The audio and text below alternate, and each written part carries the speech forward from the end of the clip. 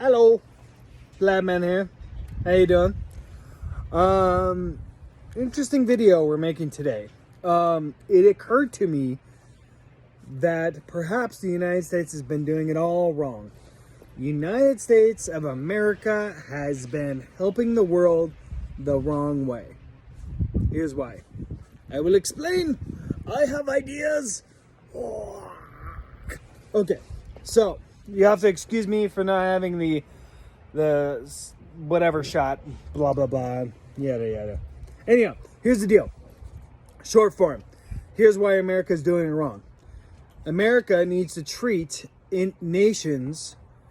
Imagine America was an adult human, okay, human adult, all right, and imagine third world nations as children, like adult children, okay. So the simple solution would be like, hey, children, and look at it this way, like a monkey bar. If any of you have had kids before, you know, if your kid wants to go on the monkey bar, all right, cool. You hold the kid up and you allow him to go on the monkey bar, and you're holding all the weight, right? And then as the kid progresses and gets older or wiser or stronger or what have you, you hold them less and less and less, right? Until the point where you don't hold them at all. You're there, but you're not holding them. And then there is another point where you're kind of like a foot or two away and you're allowing them to go on the monkey bars. And if they fall, they fall. And then you direct them, hey, go back on the monkey bars, try it again without falling, until they can go throughout the whole monkey bars without falling, right? This is the progression. This is the issue that America has had throughout history with other countries. We need to be treating these foreign countries like they are children. Not our children necessarily, but other children. Consider America like the world's babysitter, okay? These are not your children. You're not there. You're not responsible for them all the time. You're just taking care of them for a minute amount of time, helping them from point A to point A plus one, or whatever the analogy might be. So here's the simplicity of it. Let's say you take a third world country. Pick your choice, whatever it is. Okay? And frankly, this whole thing came about looking at billionaires, and I was trying to figure out why are these billionaires who are donating hundreds of millions of dollars to this, that, or another thing, or blah blah blah. Look at Jeff Bezos' ex-wife. Look at Bill Gates' ex-wife. Like, they're donating hundreds of millions of dollars to dozens or even hundreds of nonprofit organizations. And frankly, Bill Gates and Jeff Bezos also donate oodles and oodles of money. Like, billionaires do donate money, okay? This idea, like, they don't donate money, or they don't blah, blah, blah, blah. They don't pay their fair share of taxes. And like, okay, we're not having that discussion, whatever. But like, they're donating oodles and oodles of money to nonprofits. But why is the world still poop? Why? Like, if they're donating money, why is it still poop? Well, here's the reason, is because these nonprofit organizations are not doing it right, okay? And that's an easy thing to say, like, oh, well, you're just saying that they don't do it right because they're not doing it the way you would do it, which is true, but also not the point. Okay, so the thing is if you take a third world country, right, that does not have internal plumbing and electricity and clean water and stuff like that, well, if you just like, hey, roll in with a bunch of iPhones or whatever, and you're like, hey, here you go. Or even if you just roll in with like oodles, tons and tons of clothing, that does not help them, okay? Chances are, if you were to go into that area and you're like, hey, what is it that you need? Maybe they wouldn't be like, oh, what we need is clothes and shoes. Maybe what they would need is like, oh, well, it'd be nice if we had like a well that would help, right? That way it would save a little bit of time with some other things, or like a better way of doing food. But here's the thing, and every, like, I'd like to say every rich person has realized this themselves, but look at it this way. It's like having a rich person with their kids. They'll give it, the bad idea would be to give your kids things and things and things and things. And you don't even have to be rich to do this. Poor parents do this all the time, where they give their kid thing. And they're like, I want this, and they'll just give it to them. Oh, I want this, and just give it to them. No, actually, in the correlation between nations and parenting, bam, double, is no, you don't just give. They need to earn it. If the kid wants a thing, good. You do this and this and this chore, and then I will give you that thing. And then I will help you learn how to do that thing, right? Oh, okay, the kid doesn't know how to wash the dishes. You train them on how to wash the dishes, the dishes right. And they're going to mess it up the first 10 times. And you keep working with them until they figure out how to wash the dishes. Similar, like when you have a baby and they're trying to walk, you don't like laugh at them because they keep stumbling. You pick them up, you're like, hey, good job. Like, let's keep walking. But the baby has to walk. It does not work to just like walk the baby itself. The baby has to do the walking itself. And that's the exchange when the baby's young, is like it's doing what it can to like explore and grow stronger and stand on its legs and do all these things. Humankind understands this generally. Apparently rich people like lost the memo and they're like, cool, I'm just gonna have other people treat my kids, blah blah blah, and just throw money at the problem. And that's the problem, is that kids are not a problem. Smaller nations, third world nations, are not the problem. The issue is that they kind of missed the boat on going up. So now they're like 2 generations or even 3 or 4 generations behind. A lot of them are still in this like agricultural phase, which we're past. We went from agricultural to industrial to technology. So we're like 2 ages past these people. And we're like, oh, well, we're going to help you. And it's like, no, you're not helping them. You're not helping them. Just like if you had a kid and you're like, hey, I'm just going to give you an iPhone and we're going to give you $100,000. You're good. Don't worry about it. It's like, no, you're going to have a horrible kid. Like the kid's not going to get anything. Instead, try this. And frankly, I challenge you to look at this. If you look at what billionaires are donating and all these other donations are going to, you should really, really check this, because frankly, it's not efficient at all. At all. If they want to be efficient, what they would do is they would create a non-profit organization for one specific thing. Let's say, we're going to save the trees or whatever. Okay? Something that you care about. I don't care what it is. Save the fucking, what am I thinking of? Save the whales, save the trees, save the koala bears, whatever it is. And these super rich people, what they would do is they would cover all of the expenses on the thing. And then be like, cool, so we've covered all the expenses. Every dollar you donate, like we need $50 a year per koala bear, for instance. So every dollar you go to helps us save the koala bear. Like, we're doing it, but any money you donate will save more koala bears, for instance, right? So something like that. And then it would be like, oh, believable.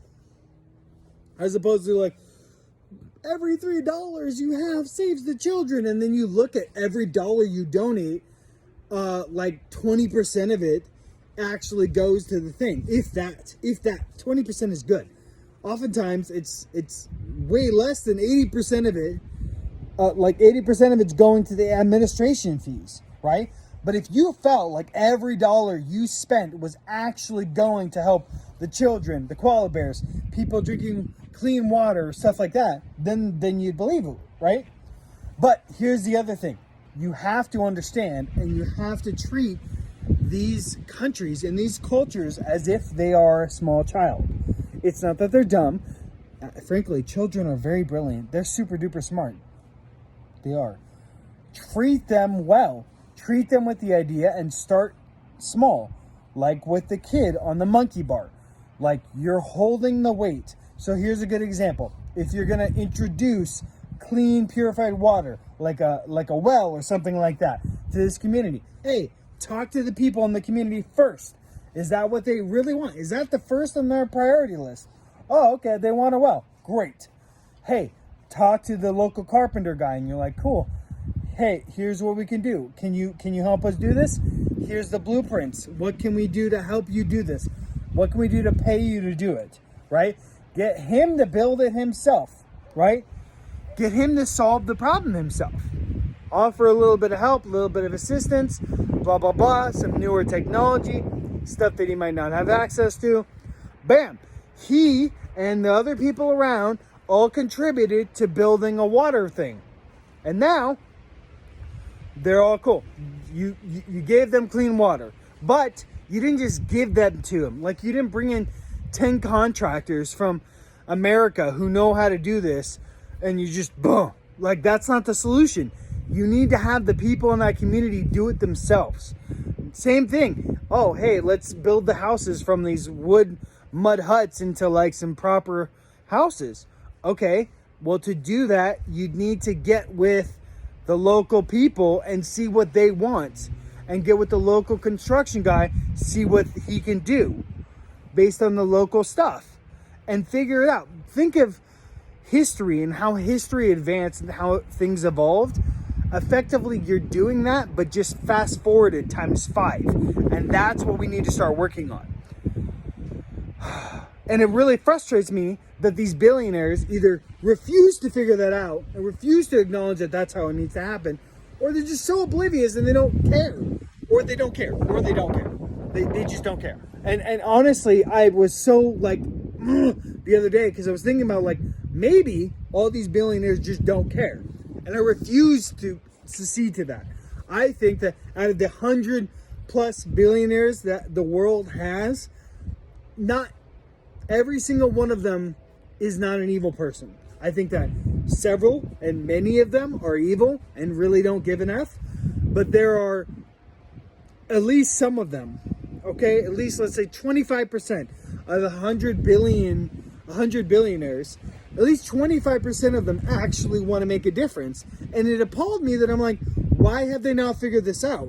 Why have we not got the other third of the world outside of a third world country into, or rather got them out of the agriculture age, which frankly, I don't even think they're at. So a third of the world's population isn't even at the agriculture age. How come we haven't gotten them from there to the information age, which is where we're at now? And the simplicity is, you need to treat these countries like they're a child. Not with any disrespect, just simply with patience and understanding. And like with a child, you provide them information and you help them acclimate the information so that they can use it.